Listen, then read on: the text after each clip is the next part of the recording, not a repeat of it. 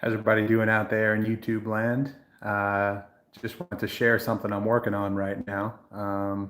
Haven't really done any live streams for this channel ever, but I figure this is as good a time as any. You know, normally my content doesn't really warrant a live stream since there's a lot of preparation involved, but for those of you who are bass players out there like myself, I'm going through a little bit of a little frustrating project right now. I'm upgrading one of my basses, which you guys have seen me play before.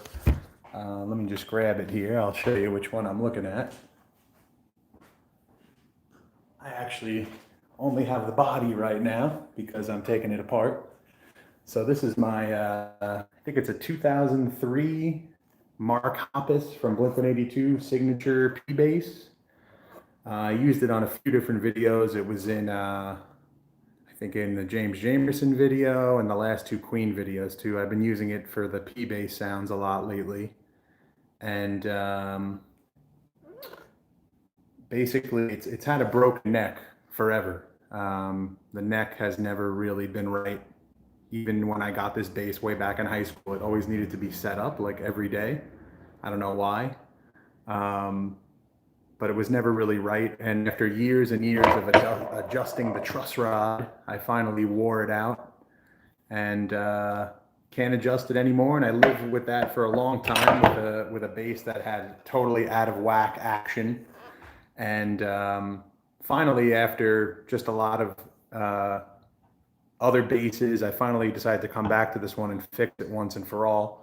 So I actually ordered this replacement neck online. It's a roasted maple P bass neck here.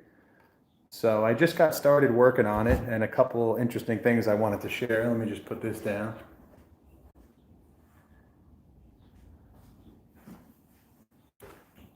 So what's annoying with going between these replacement parts is that although everything pretty much looks the same, nothing really is as far as size goes. So here's the original neck. And the first problem I ran into when I took it apart is that these bushings here, if I pop this one out, they must be a special size from this old signature bass because they do not fit in this headstock. So I had to go and actually pull off. I have another bass, which I only used in a couple videos. I think I used it in like the Paul McCartney and Sting videos. There was a Sunburst jazz bass that I had. And I went and that neck also has problems with it because I over tightened it. So I don't really use that bass too much anymore. But I went and pulled these bushings out of there. So now it's going to be a little bit of a hybrid. I got these old vintage jazz bass bushings in here.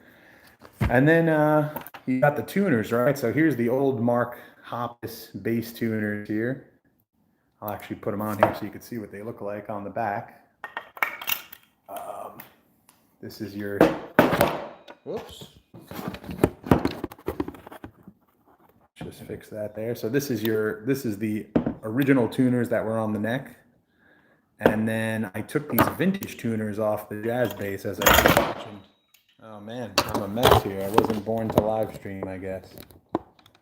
So these are the vintage ones, and as you can see, they're a lot bigger, more of a vintage style. They say Fender on the side. So I'm thinking about using these, but I got to be careful when I do it. Obviously, you could see that it's a different size with different screw holes. So if I go ahead with the bigger ones, there's kind of no going back. I mean, I could go with these, but then you're going to end up with all these extra holes screwed into the neck. As you can see here, there's a bunch of pilot holes that are screwed so that you can fit that on perfectly. But, you know, we'll see how that part goes. Once it's all said and done, though, I'll be able to use that bass. It always was one of my favorites. I love the pickups in there. It's Seymour Duncan quarter pounders that are in there, which are very punchy and heavy. You see a lot of these rock bands and pop punk bands that use the Seymour Duncan quarter pounders. Really good sound. But it kind of fell out of using this bass because the neck was always a problem. So could never get that nice low action, that good kind of fret buzz, which is why I ended up using this bass so much in other videos because there was always a chance to make the best of it by the fact that the neck was so out of whack that it almost was more like a stand-up bass because there was a lot of bow in the neck.